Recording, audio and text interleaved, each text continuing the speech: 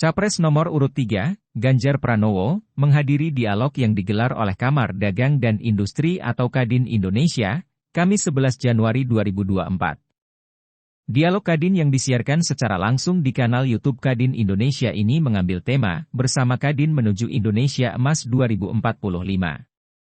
Capres Ganjar Pranowo menjawab sejumlah pertanyaan yang disampaikan dalam dialog Kadin terkait pertumbuhan ekonomi. Salah satunya berkenaan dengan enggannya anak muda untuk menjadi petani. Salah satu cara yang diusulkannya terkait modernisasi pertanian. Itu sudah betul jawabannya, tadi sudah disinggung sedikit. Modernisasi pertanian, nggak ada pilihan lain. Saya habis dari sawah ini, sepatu saya masih semuanya kena, habis dari sawah tadi bertemu dengan mereka. Pertanyaan yang sama saya tanyakan kepada orang tuanya. Siapa di antara Bapak Ibu sekalian yang kepingin anaknya jadi petani? Nyaris tidak ada. Tidak pernah ada insentif yang diberikan kepada anak muda untuk bertani. Modernisasi menjadi dengan mekanisasi pertanian. Lahan yang makin sempit itu mesti dilakukan pola konsolidasi lahan. Kami pernah punya uji coba waktu itu di Sukoharjo. Bagaimana? Pertanian dalam 100 hektar dalam satu hamparan.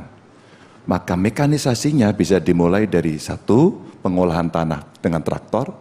Teknologi nanamnya tidak lagi mundur tapi maju, transplanter.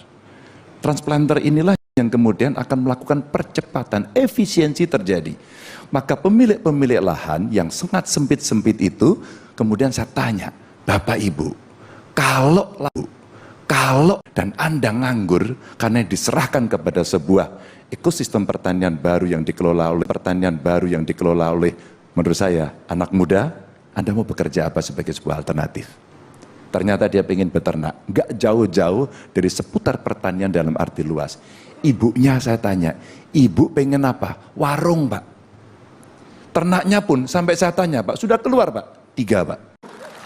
Sapi, 2 kambing, yang ketiga unggas, Pak. 3.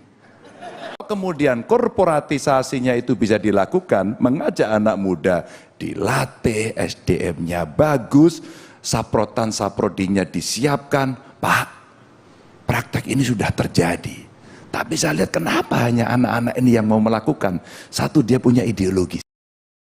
Melakukan karena kami ingin tahan dan daulat. Tapi yang lain enggak menjanjikan. Lebih baik jadi pegawai di Kadin gitu, Pak. Nggak mau, Pak, dia. Maka insentif mesti diberikan dengan cara itu. Anak muda, Pak, saya tanya, kenapa Anda nggak mau ke sawah? Kenapa nggak mau beternak? Bau kotor. Tapi ketika saya menemukan anak-anak muda yang ideologis itu, Pak, kasih kami pelatihan dan teknologi, Pak. Mudahkan bibit. Ada dari kementerian, lembaga riset, BRIN, perusahaan. Sebenarnya ada ABG lah, bukan anak buah Ganjar. Tapi ini ada akademisi, ada bisnismen, ada government. Kalau kemudian ini bisa kita wujudkan, Pak, dapat, Pak. Yang dibutuhkan serius. Tapi, Pak, kalau ini tidak dirangkum dalam satu data pertanian Indonesia, jebol, Pak.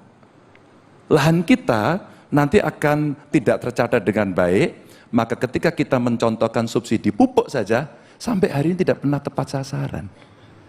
Maka ketika saya membuat data petani, saya kasih kartu tani, dipersoalkan. Kenapa dipersoalkan? Wong ini data petani kok. Berapa luas lahannya, tempatnya di sana, di mana, pakai geotek, maka distribusinya mestinya bisa. Kalau tanpa itu, ya kita manual terus, Pak, sampai hari ini.